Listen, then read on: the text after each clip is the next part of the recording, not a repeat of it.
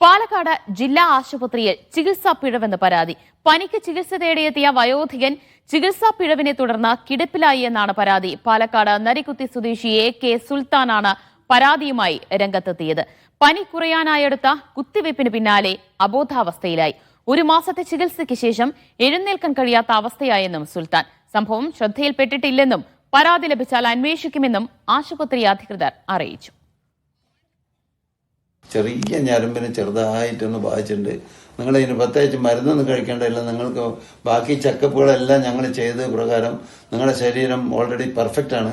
അതുകൊണ്ട് ഒരു മരുന്നും നിങ്ങൾക്ക് എഴുതില്ല എന്നാണ് തങ്കം ഹോസ്പിറ്റലിൽ നിന്നും തൃശ്ശൂരിൽ നിന്ന് വന്ന ഡോക്ടർ എൻ്റെ എല്ലാ ബോഡി ചെക്കപ്പും നടത്തിയ ശേഷം യു ആർ ഓൾറെഡി എന്ന് പറഞ്ഞാൽ എൻ്റെ തോളെ തട്ടിയിട്ട് യുവർ ബോഡി ഈസ് പെർഫെക്റ്റ്, അതുകൊണ്ട് ഞാൻ ഒറ്റ മരുന്നിന് എഴുതിയിട്ടില്ല. അതുകൊണ്ട് നിങ്ങൾ മരുന്നൊന്നും കഴിക്കേണ്ടതില്ല.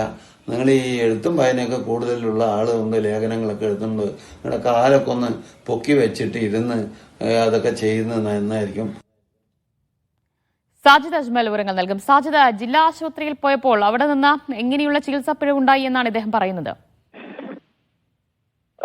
ദിവ്യ, പൊതുപ്രവർത്തകൻ കൂടിയായ AK സുൽത്താനാണ് ജില്ലാ ആശുപത്രിയിൽ നിന്ന് ചികിത്സാ പിഴവുണ്ടായി എന്ന ഒരു ആരോപണം ഉന്നയിക്കുന്നത്.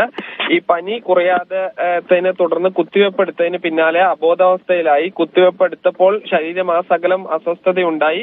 1 മാസം ചികിത്സയ്ക്ക് ശേഷം എഴുന്നേറ്റ് നടക്കാൻ പോലും കഴിയുന്നില്ല, താൻ കിടപ്പിലായി എന്നുള്ളതാണ് അദ്ദേഹം പറയുന്നത്. എന്നാൽ ആശുപത്രി അധികൃതർക്ക് രേഖാമൂലം പരാതി ലഭിച്ചിട്ടില്ല എന്നുള്ളതാണ് പറയുന്നത്. പരാതി ലഭിച്ചാൽ ഈ അന്വേഷണം നടത്തുമെന്നും ആശുപത്രി അധികൃതർ അറിയിക്കുന്നു.